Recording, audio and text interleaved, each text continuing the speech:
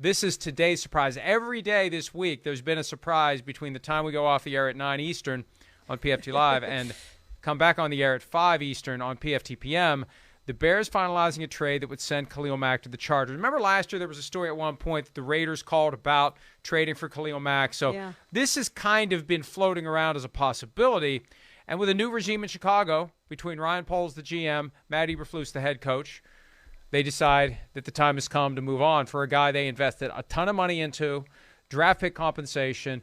All in all, I don't want to say it was a failure, but it didn't deliver what they were hoping. They were hoping for a throwback to the days of the 85 Bears with Khalil Mack as the cornerstone, and that clearly didn't happen. They got a couple playoff appearances that he helped them achieve, but all in all, this did not go the way that they hoped it would go when they made that major investment.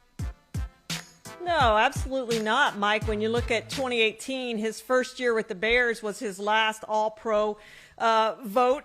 Time he got first-team All-Pro, and the last time he had double-digit sacks. And he's just missed a lot of time since then with injuries and hasn't been as productive as the Bears had hoped when they gave up all that compensation in draft and in money to get Khalil Mack and then to pay him. And so it just hasn't worked out quite like they had hoped it would. And now look at the AFC West, though. Man, it is lit when you think of all the players. A day after the Broncos go get Russell Wilson, which will become finalized next week, guess what? The Chargers go and get another pass rusher, and they need it. Bosa and Khalil Mack will be a great tandem there with the Chargers to try to go against these quarterbacks they're going to face twice each year in that AFC West.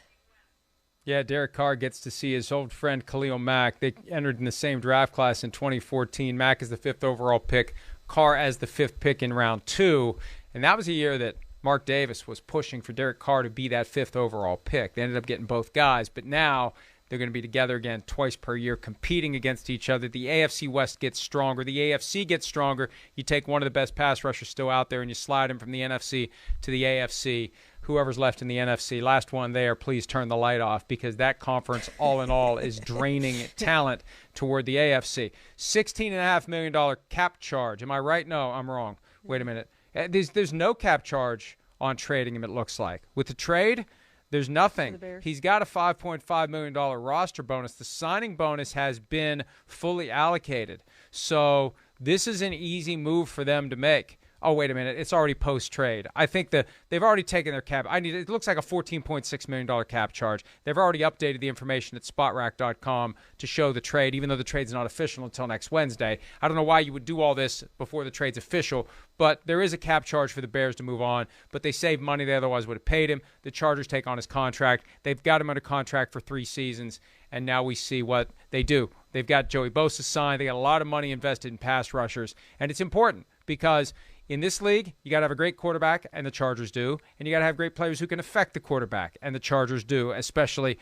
with Mack joining Joey Bosa. So that's an exciting move if you're a Chargers fan. And we talked to Brandon Staley, the coach of the team, last week at the Combine, and it was clear that they're going to do what they can to beef up that team, to try to get better, to try to be competitive, and get to where they didn't get this year, to the postseason. Hi, I'm Mike Tirico, and thanks for watching.